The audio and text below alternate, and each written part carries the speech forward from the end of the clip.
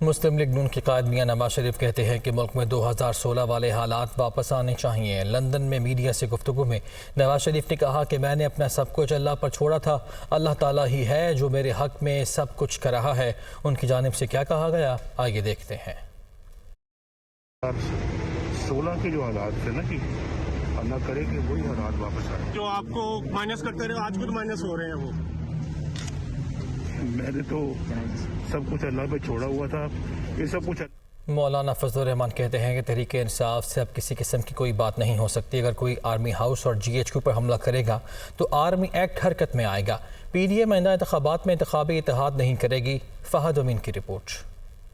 PDM کے سربراہ مولانا فضل الرحمان کی سردار ایاز صادق کی رہائش گاہ آمد، بڑے بھائی سردار محمود صادق کے انتقال پر اظہار تعزیت کیا اور فاتح خوانی کی۔ مولانا فضل الرحمان کا کہنا تھا کہ مہنگائی کے خلاف نون لیگ اور پیپلز پارٹی نے بھی لانگ مارچ کیے، لیکن ایک گملہ تک نہیں ٹوٹا۔ کوئی فوجی تنصیبات پر حملہ آور ہوگا تو قانون حرکت میں آئے گا۔ عدلیہ کے خیر خواہ ہیں، ادارے کی کارکردگی پر سوال اٹھتا ہے تو اس پر بات ہوتی ہے۔ انہوں نے تو ریاستی اداروں پہ حملہ کیا ہے۔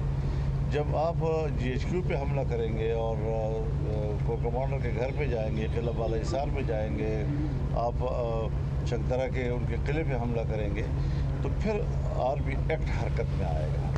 ظاہر ہے کہ وہ مستقل مدعی بن گئے جب تو، لہٰذا اس حوالے سے بالکل ایک نئی صورتحال ہے جس کو ماضی کے کسی واقعے پر قیاس نہیں کیا جا سکتا۔ مولانا فضل الرحمان کا مزید کہنا تھا کہ آئندہ عام انتخابات سے ہی معیشت کی بہتری ہو سکتی ہے۔ تحریک انصاف سے اب کسی قسم کی کوئی بات نہیں ہو سکتی۔ PDM آئندہ انتخابات میں انتخابی اتحاد نہیں کرے گی۔ اب نئے الیکشن ہوں گے، اس ملک کی صورتحال کو ہم کیا نئے ہنگاموں کے اور نئے پریکٹسز کے بھیڑ چڑھا دیں، یا یہ کہ کچھ ملک کو اپنے حالات پہ کھڑا کر کے چلائیں۔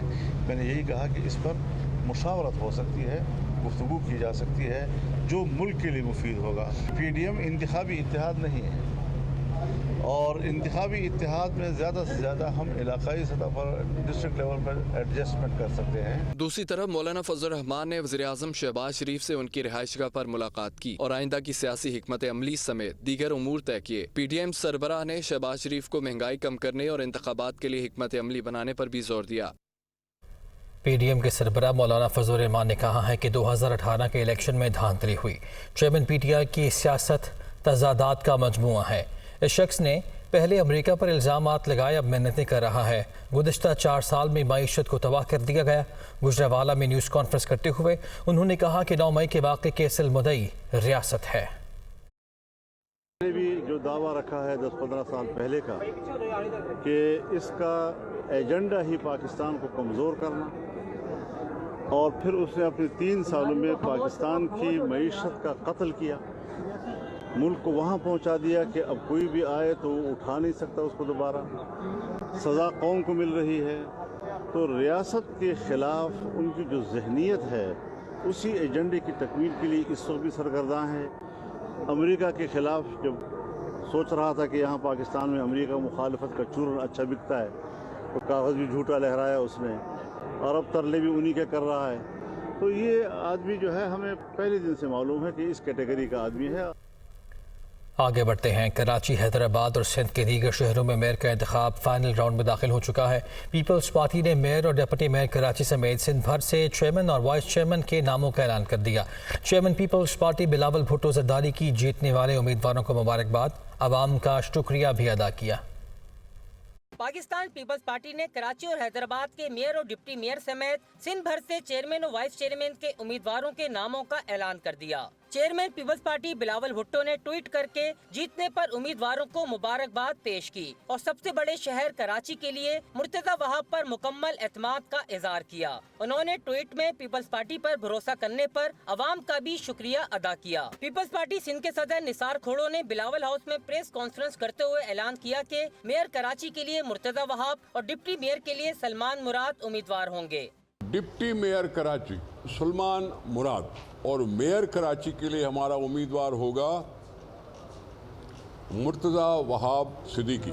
मेयर कराची के लिए नामजद उम्मीदवार मुर्तजा वहाब का कहना है कि कराची वालों की उम्मीदों को पूरा करेंगे, हंगामी बुनियादों पर मसाइल हल किए जाएंगे। हैदराबाद के मेयर के लिए काशिफ शोर के नाम का ऐलान किया गया है, जबकि डिप्टी मेयर के लिए सगीर कुरैशी उम्मीदवार होंगे। मेयर सक्कर के लिए अरसलान इस्लाम शेख और बेनजीर भुट्टो के आबाई शहर लड़काना के मेयर के लिए अनवर महर का नाम बतौर उम्मीदवार पीपल्स पार्टी की जानिब से दिया गया है। मीरपुर खास के मेयर के लिए अब्दुल रऊफ गौरी उम्मीदवार होंगे।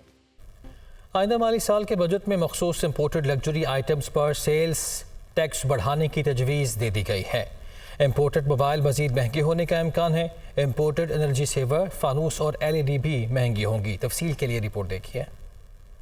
आइंदा माली साल बजट में मखसूस इम्पोर्टेड लग्जरी आइटम्स पर टैक्सेस बढ़ाने की तजवीज़। $100 से ज़ायद मालियत के मोबाइल पर ड्यूटी बढ़ाए जाने का इम्कान। इम्पोर्टेड एनर्जी सेवर, फानूस और LED भी मजीद महंगी होंगी। दीगर आइटम्स पर सेल्स टैक्स 25% बरकरार रखने का फैसला। 55 अरब रुपए तक आमदन मुतवक्के। ज़राए के मुताबिक आइंदा बजट में इम्पोर्टेड इलेक्ट्रॉनिक्स आइटम पर 25% सेल्स टैक्स बरकरार रहेगा। इम्पोर्टेड मेकअप के सामान, इम्पोर्टेड कलर्स और डायर्स, पालतू जानवरों की इम्पोर्टेड खुराक पर सेल्स टैक्स की मौजूदा शरह बरकरार रहेगी। मौसीकी के आलात, ब्रांडेड हेडफोन्स, आईपॉड और स्पीकर्स पर भी सेल्स टैक्स की शरह 25% ही रहेगी। ब्रांडेड शूज, खवातीन के ब्रांडेड पर्स, शैम्पू, साबुन, लोशन, सनग्लासेस और परफ्यूम्स, इम्पोर्टेड बर्तनों पर भी सेल्स टैक्स बरकरार रहेगा। इम्पोर्टेड दरवाजों, खिड़कियों और बाथ फिटिंग्स पर भी सेल्स टैक्स की मौजूदा शरह ही नाफिज रहेगी। सैनिटरी के सामान, carpets, energy drinks, juices, chocolates और बेकरी आइटम्स पर भी सेल्स टैक्स 25% रखने की तजवीज़ है। इम्पोर्टेड गाड़ियों और इम्पोर्टेड प्राइवेट असलाह पर भी सेल्स टैक्स की मौजूदा शरह बरकरार रहेगी। वजारत सेहत ने आइंदा माली साल में 38 मनसूबों के लिए बजट मांग लिया है। वफाकी बजट 2023-24 में वजारत कौमी सेहत के लिए इब्तदाई तौर पर 12 अरब रुपए से ज़ायद के प्रोग्राम और मनसूबे शामिल किए गए हैं। तफसील के लिए रिपोर्ट।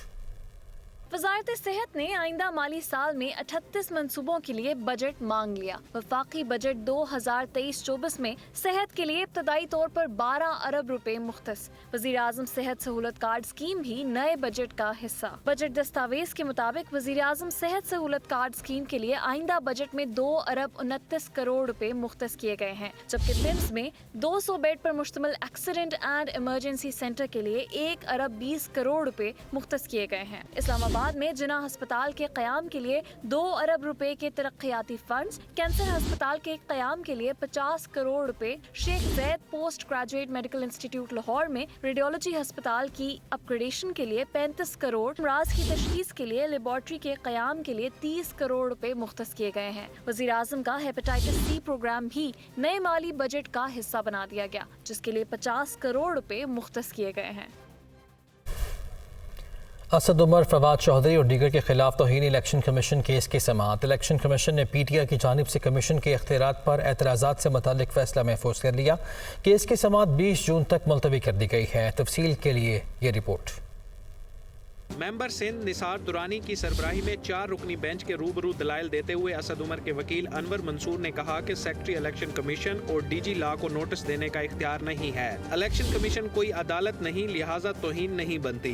मेंबर खैबर पख्तूनख्वा इकरामुल्लाह ने इस्तफसार किया कि क्या इलेक्शन एक्ट की शिक 6 और 10 को कलअदम करार दे दिया जाए, जिस पर अनवर मंसूर ने कहा कि मेरा जाती मौक़िफ़ यही है, लेकिन हाई कोर्ट ने इलेक्शन कमीशन में पेश होने की हिदायत की। DG लॉ इलेक्शन कमीशन ने कहा कि सुप्रीम कोर्ट ने खुद कहा है कि इलेक्शन कमीशन को सुप्रीम कोर्ट के बाज़ इख्तियारात हासिल हैं। तौहीन का नोटिस कमीशन का फैसला था, सेक्रेटरी ने सिर्फ नोटिस जारी किया, जिस पर अनवर मंसूर ने कहा कि नोटिस पढ़ें, आपको पता चल जाएगा कि नोटिस किसने भेजा है। फवाद चौधरी के वकील फैसल चौधरी ने भी सेक्रेटरी इलेक्शन कमीशन की जानिब से नोटिस को इख्तियारात से तजावुज़ करार दिया।